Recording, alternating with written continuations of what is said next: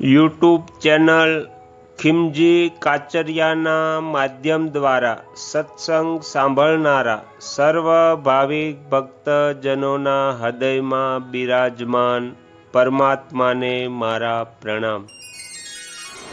આજના વિડીયોમાં આપણે સાંભળવાનું છે વૈશાખ માસ મહાત્મય। અત્યાર સુધીમાં આપણે વૈશાખ માસ મહાત્મયના 6 ભાગ સાંભળ્યા। આજે આપણે 7મો ભાગ સાંભળીશું। 7મા ભાગમાં આપણે સાંભળીશું બ્રહ્માજીનું યમરાજને સમજાવવું અને ભગવાન વિષ્ણુએ તેમને વૈશાખ માસમાં ભાગ અપાવવો। હરિ ઓમ।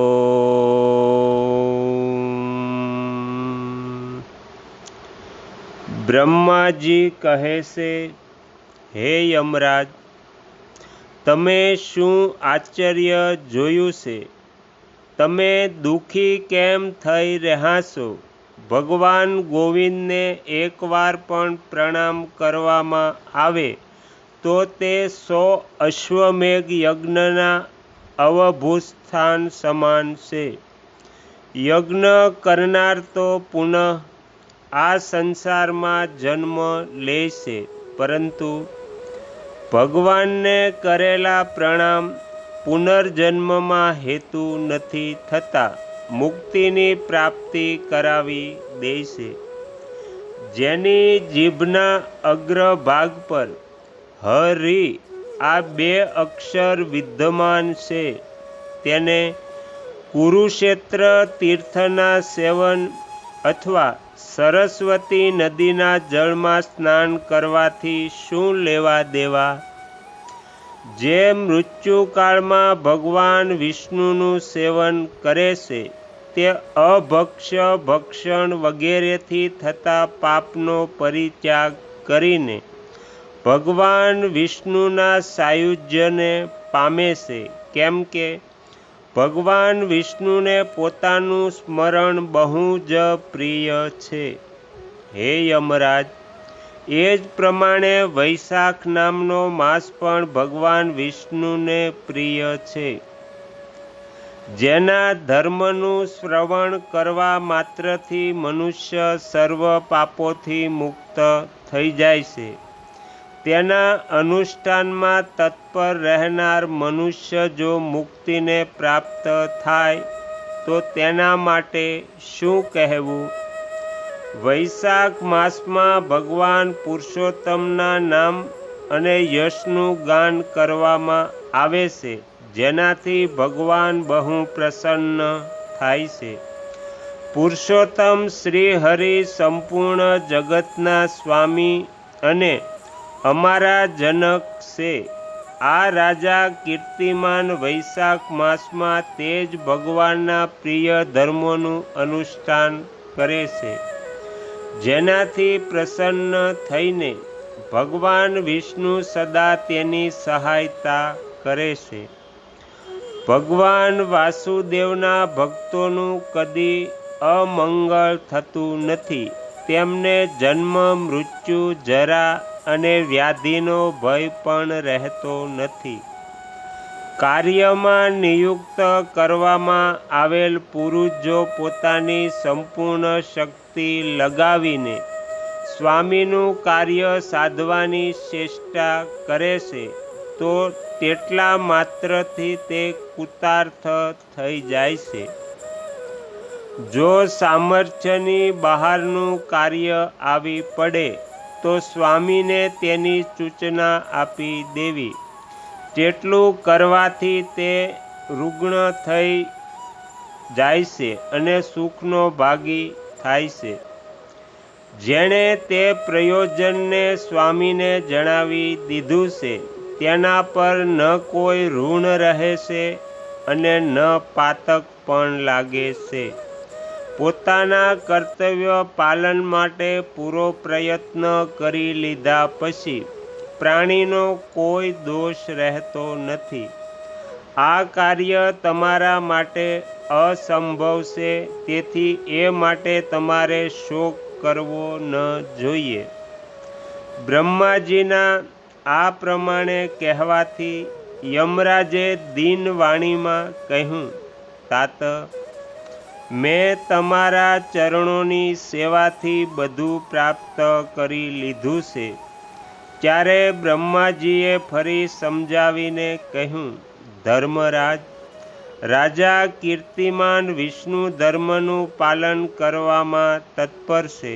ચાલો આપણે બંને ભગવાન વિષ્ણુ પાસે જઈએ અને તેમને બધી વાત જણાવીને પછી તેમના કહેવા પ્રમાણે કાર્ય કરવામાં આવશે. તેઓ જ આ જગતના કર્તા, ધર્મના રક્ષક અને નિયામક છે. આ પ્રમાણે યમરાજને આશ્વાસન આપીને બ્રહ્માજી તેમની સાથે ક્ષીરસાગરના તટ પર ગયા.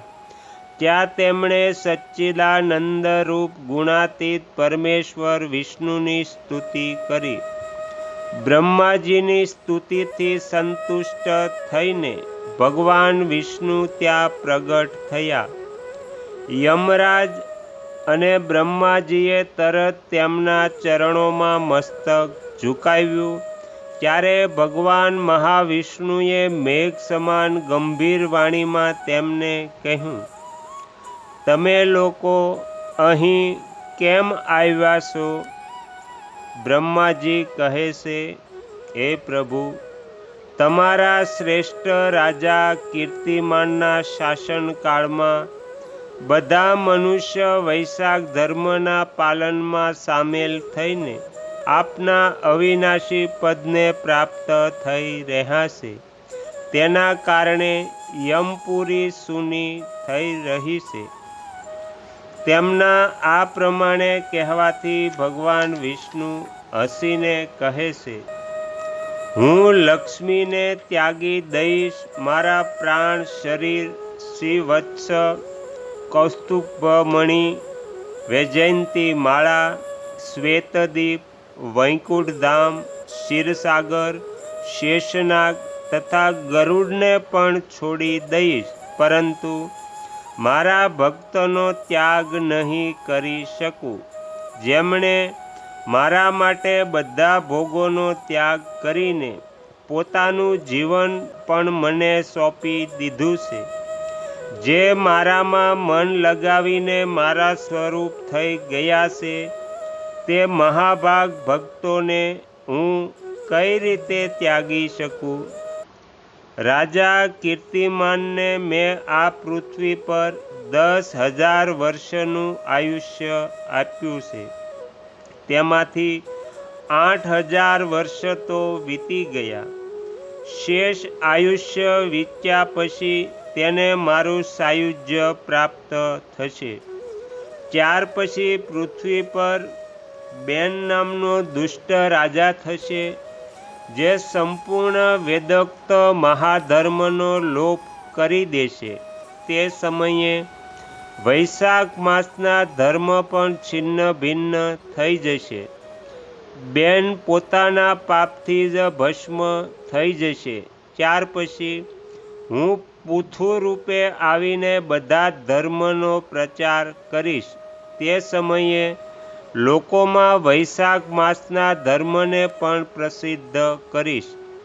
હજારો મનુષ્યમાં કોઈ એવો હોય છે જે મારામાં પોતાના મન પ્રાણ અર્પણ કરીને પોતાનું સર્વસ્વ મને સમર્પિત કરી દે છે અને મારો ભક્ત થઈ જાય છે.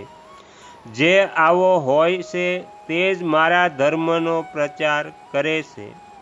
વૈશાખ માસમાં પણ હું વૈશાખ ધર્મમાં તત્પર રહેનારા મહાત્મા પુરુષો તથા રાજા દ્વારા સમયા અનુસાર તમારા માટે ભાગ અપાવીશ.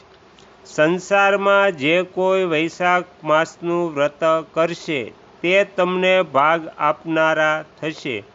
તેમના વૈશાખ માસમાં બતાવેલા મહાધર્મના પાલનમાં તમે કદી વિઘ્ન નાખશો નહીં. તો અહીંયા વૈશાખ માસ મહાત્મ્યનો 7મો ભાગ સમાપ્ત થાય છે. હવે પછીના વિડીયોમાં આપણે 8મો ભાગ સાંભળીશું.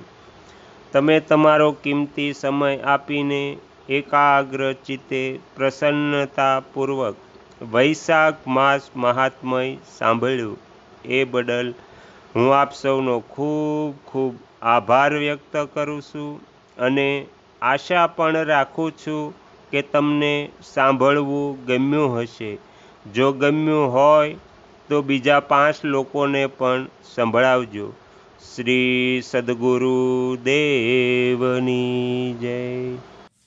આગળના વિડીયો જોવા માટે આ ચેનલને સબસ્ક્રાઈબ કરો અને જો આ વિડીયો પસંદ આવ્યો હોય તો લાઈક કરો.